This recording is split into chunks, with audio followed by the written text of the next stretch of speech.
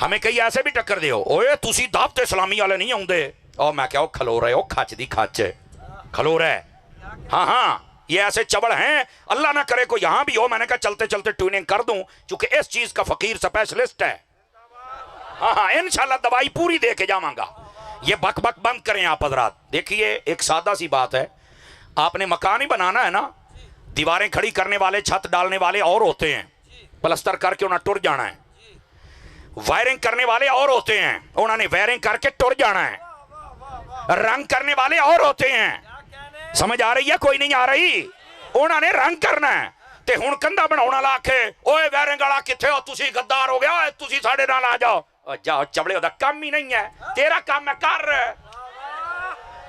بندے دا پتر بن کے بولنا ہن تکڑا ہو کے بولنا جڑی میں گل کردا پیا ہن وائرنگ والا آ گیا کہندا کتھے ہو کندا والے کتھے مستری کتھے ٹھیکیدار او چبڑے جاندی انہاں دا کام مٹا لاونا انہاں لا لئیاں تو ہن اپنا کر اپنا کام کر اس طرح تو سارے نو غدار کہندے رہو گے او کہندا میرے اللہ او کہندا میرے اللہ بندے دے پتر بنو جو میدانی عمل میں کھڑا ہے ہن سن میں جڑی گل کرن لگیا اس کو چاہیے میدانی عمل میں کھڑا ہو جائے دوسروں کو غدار نہ کہے تیری ڈیوٹی ہے دوسرے بھی دعا کر رہے ہیں اور ساتھ میں دعا بھی کر رہے ہیں پر میدان چھوڑ کے بھاگنا بھی نہیں ہے اور اپنے کسی کو غدار بھی نہیں کہنا ہے تیرا کام میں رب نے ذمہ لایا ہے شکر کر تیرا ذمہ لگ گیا ہے تیرا انتخاب ہو گیا ہے اور دوسرا بندہ اگر وہ تبلیغی میدان میں ہے تو اسے چاہیے تبلیغی میدان میں کام کرے اس کا یہ نہیں حق بنتا کہ تسی جناب علی دو چار جلوس کا لیندے تو ساڑھے نال تسی نہیں جاندے او بھائی او تیرا اپنا کام ہے اپنا کر رہے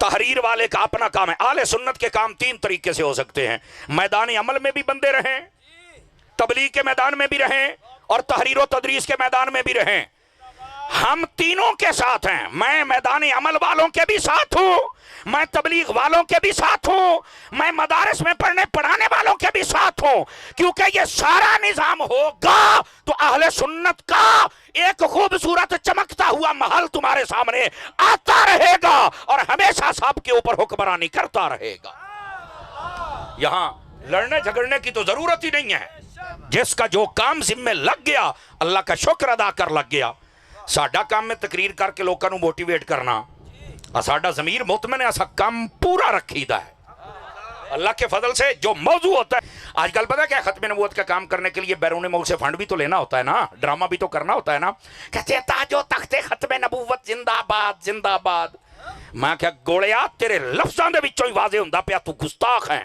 اب کو کہہ سکتا تاری صاحب یکدم جلال چاہ گئے ہو یہ کیسے میں نے کہا اس کے لفظوں کو تم نہیں سمجھے یہی تو مسئلہ ہے دوڑے مائیت سورانے نہ سنیا کرو کو پڑھنے پڑھانے والے بندے سنا کرو با مقصد جو تمہیں اصل حقائق بتائیں سمجھ آ رہی ہے تاج و تخت ختم نبوت زندہ باد کہنے والا بندہ میں نے کہا بتا حضور کے سر پر جو ختم نبوت کا تاج ہے وہ بھی زندہ ہے جس تخت پہ آپ بیٹھے ہیں وہ بھی زندہ ہے تو جب میں کہتا ہوں بتا پھر میرے نبی کے بارے میں کیا نظریہ ہے تو اب با کے رک جاتا ہے نہیں میں تو نہیں بتا سکتا میں نے کہا تجھ سے بڑا کمینہ کون ہے امام احمد رضا کے غلام بتائیں گے کہ صرف تاج و تخت ختم نبوت نہیں تاجدار ختم نبوت تاجدار ہی زندہ نہیں ہے تو پھر میں تیرے تاج کو کیا کروں میں تیرے تخت کو کیا کروں بات تو ساری اسی تاجور کی ہے نا اعلیٰ حضرت نے فرمایا اصل الاصول بندگی اسی تاجور کی ہے وہ تاجور والے پاسے آ اب وہ کیا خاک ختم نبوت کا کام کرے گا جو اپنے نبی کو زندہ ہی نہیں مانتا وہ کیا ختم نبوت کا کام کرے گا اور یہی وہ غدار تھے مرزا ناصر نے اور مرزا طاہر نے جہاں بھی انہیں بلایا جاتا تھا تو جب وہ ایویڈنس پیش کرتے تھے تو سب سے پہلے یہی کہتے تھے کروڑوں محمد پیدا ہو سکتے میں نام نہیں لیتا کئیاں دی پھر چیکا نکل دیاں نے لیکن علماء بیٹھے اشارہ دینا ضروری ہے تو میں نے کہا یہ وہ لوگ ہیں جنہوں نے ان قادیانیوں کو موقع دیا ہے حقیقت یہ ہے کہ میرے نبی صلی اللہ علیہ وسلم کے ساتھ ہی ساری بہاریں ہیں حقیقت یہ ہے اور نعرہ یہ ہونا چاہیے تاجدار ختم نبوت تخت بھی زندہ ہے تاج بھی زندہ ہے اور جو تخت پہ بیٹھنے والا اور تاج پہننے والا اس کے بارے میں بتانا تو یہ تمہیں اور کوئی نہیں بتائے گا یہ امام احمد رضا بتائے گا تو زندہ ہے واللہ تو زندہ ہے واللہ میری چشم عالم سے چھپ جانے والے یہ امام احمد رضا عقیدہ دیں گے. اور یہ تاجدار ختم نبوت کانفرنس جو آپ نے کی ہے، اس میں آپ اپنے نبی کو زندہ بھی مان رہے ہیں اور ختم نبوت کے سپاہی بن کے نعرے بھی لگا رہے ہیں. اب سمجھ آ رہی ہے؟ یہ چھوٹی چھوٹی جو لوگوں کی غلطیاں ہوتی ہیں نا، عقیدے کی لیکیج، یہ لیکیج بھی سمجھا کریں. اور اسی تے انج احمد رضا دا اوتھے اللہ دے فضل دے نال قلعہ ٹھوکاں گے نا، دوبارہ لیکیج نہیں ہوئے گی. ہمارا حق بنتا ہے کہ ہم آپ کی اصلاح کر کے جائیں. اب آ جائیے اگلی بات. نبی پاک صلی اللہ علیہ وسلم کی ختم نبوت کا بیان خود میرے رب نے فرما دیا. اور یہ جو مشہور آیہ کریمہ ہے جس کو آپ نے سنا، میں تفسیری ترجمہ کرتا ہوں تاکہ آپ کو سمجھ آ جائے. فرمایا ہمارے پیارے محمد عربی صلی اللہ علیہ وسلم تم میں سے بالغ مردوں کے باپ نہیں ہیں. سمجھ آ رہی ہے میری بات کی؟ عرض کرتا ہوں یہ بالغ مردوں کا کیا مسئلہ ہے اور یہ کیوں ایسا کہا. یہ تفسیری ترجمہ کر رہا ہوں تاکہ آپ کو سمجھ آ جائے. ہمارے محمد عربی صلی اللہ علیہ وسلم تم میں سے بالغ مردوں کے باپ کیا ہیں؟ فرمایا وَلَٰكِن رسول اللہ، یہ اللہ کے رسول ہیں، وَخَاتَمَ النَّبِيِّينَ، اور فرمایا آخری نبی ہیں. سمجھ آ رہی ہے میری بات کی؟ اللہ رب العزت نے. اب دیکھیں ختم نبوت کا مسئلہ سمجھنے کے لیے یہ ایک پوائنٹ ہی کافی ہے. آپ کہیں گے کون سا؟ توجہ رکھیے ذرا. سارے نبی کس نے بنا کے بھیجے ہیں؟ اللہ نے بنایا ہے نا، ہے نا عقیدہ اور یقین ہمارا. اسی اللہ نے فرمایا ہے کہ محمد مصطفیٰ آخری نبی ہیں. تو میں کہا جی دے آکھن تے سارے نو مان گیا، دے آکھن تے یہ کیوں نہیں ماندا کہ مدینے والا آخری ہے؟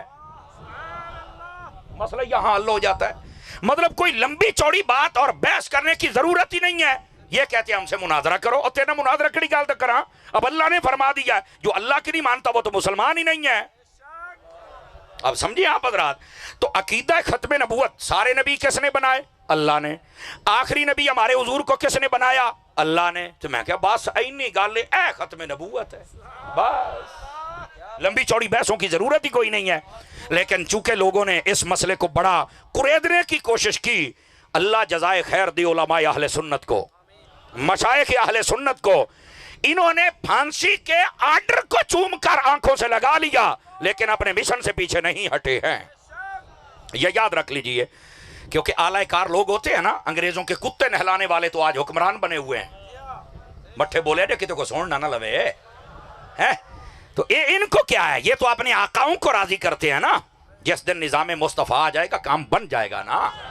تو نظام مصطفیٰ کی جد و جہد کرنے کے لیے امام نورانی سے لے کر باب خادم تک جن جن نے محنت کی ہے ہم سب کی عظمت کو سلام کرتے ہیں. اور آپ بھی اپنا اگر سیاسی شوق رکھتے ہیں تو پھر حضور کے غلاموں کے ساتھ جڑ جائیے. سمجھ آ رہی ہے؟ لیکن ہر میدان میں کام کرنے کی ضرورت ہوتی ہے. بس اوقات چھوٹے دماغ کے لوگ نا اس بات پر بھی لڑائی جھگڑا شروع کر. کئی چبڑے ادھا دے ہیں. میں تو ہر روز دو جگہوں پہ جاتا ہوں. آج مفتی صاحب کا آرڈر تھا تو میں نے صرف ایک ہی جگہ پہ بیان دیا.